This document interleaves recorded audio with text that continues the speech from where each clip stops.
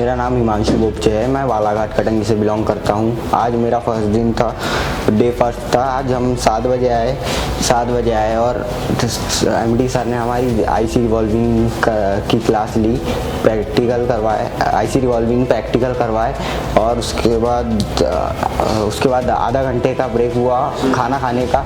उसके बाद हमारे देव सर की क्लास हुई। देव सर ने 10 बजे से लेकर 3 बजे तक के कंपोनेंट 1 की क्लास करी, जिसमें हमको रेजिस्टेंस, कैपेसिटर और थर्मिस्टर, पैरेलल और सीरीज़ के बारे में जानकारी मिली।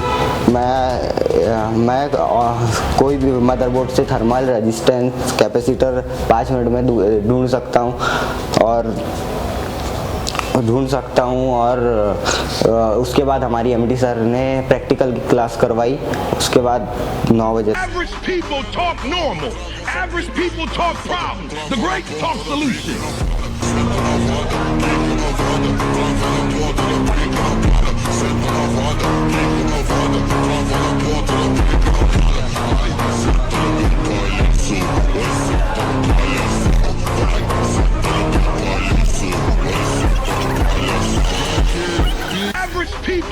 normal. Average people talk problems. The great talk solutions.